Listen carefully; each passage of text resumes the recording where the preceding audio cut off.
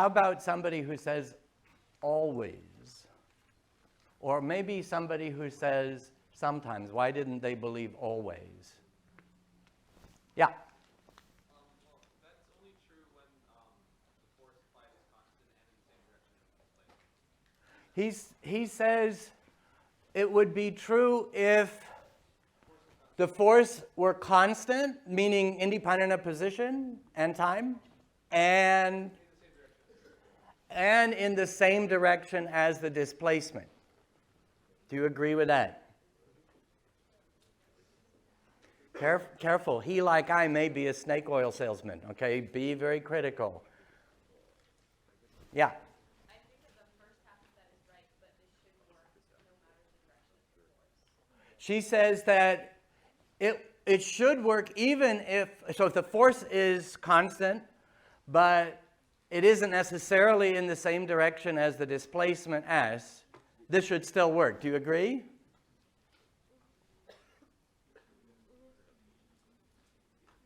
Yeah? He says it's a dot product, and so what? It's a dot product of the two vectors, the force and Right. the Yeah, so that takes care of the fact that maybe they're not in the same direction. It will extract only the component that's along the right? You can think of it as extracting the component of the force.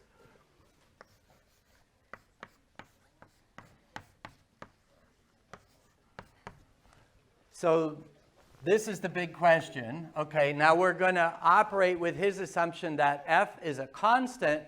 So can I have this as F parallel to S times the displacement S? Is that right? Because I could write this as the magnitude of F, the magnitude of S, the cosine of the angle between.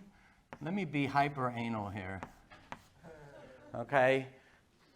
Because I'm noticing a lot of people in my sections being very careless about denoting vectors when they're vectors. Oh, yeah, I kind of meant that. Okay? You have to persuade us that you knew when it was a vector and when it wasn't. Okay? So if I take F as a vector and I take the arrow off, what does that mean? It means the magnitude.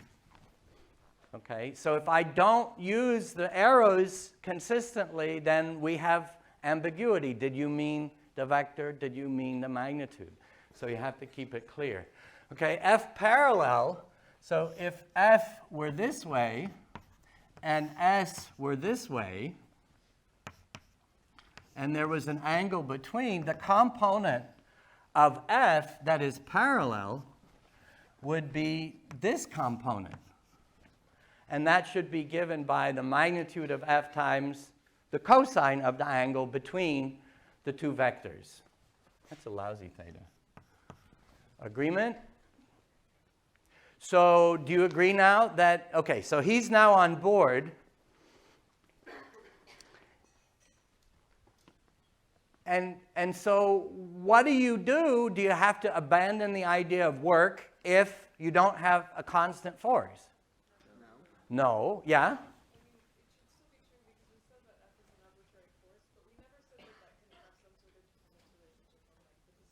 Right. So even if you're doing that, you can still write that dot product because you're still going to get the component or how the function. So this should work. For regardless, even if F is changing in the middle of the displacement.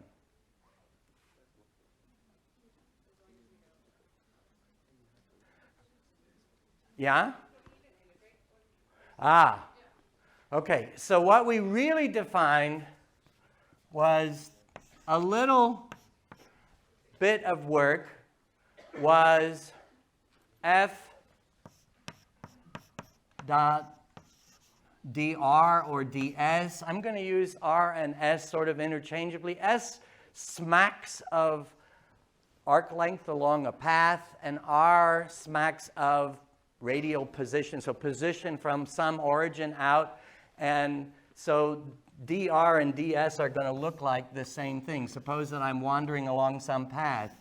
So I have r that comes out here. And then I'm taking a little step ds that's that way. Well, that ds is also the change in the vector r. So we use those kind of interchangeably. So because this is infinitesimal, then we can approximate, it's no approximation actually, that the force vector is constant over that little displacement. But in general, we have to then integrate up to get the entire work done in making a full displacement. So this is what we're taking as what defines work. Okay? And work is a path quantity. It depends on the path that you take. It describes the change, what happens as you go from one place to another, which is different from, like potential energy, which is going to depend on where you are or how much you compress the spring. And it doesn't matter how you got there.